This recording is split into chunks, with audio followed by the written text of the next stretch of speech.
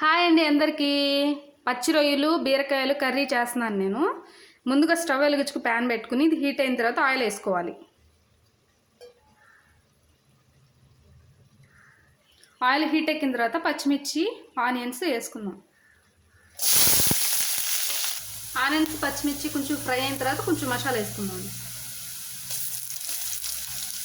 Masala fry అయింది కదండి, ఈ టైంలో వేసుకోవాలి ప్రాన్స్.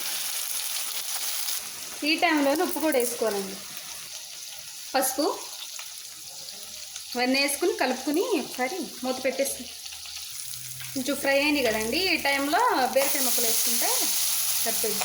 ముందుగానే వేసుకోకూడదు, ఎందుకంటే బీరకాయ ముక్కలు మరీ అసలు మేగడలాగా అయిపోతాయి కాబట్టి మనం అవి కొంచెం ఉడికిన తర్వాత ఇవి వేసుకోవాలన్నమాట. ఈ టైంలో కారం తగినంత వేసుకున్నాం.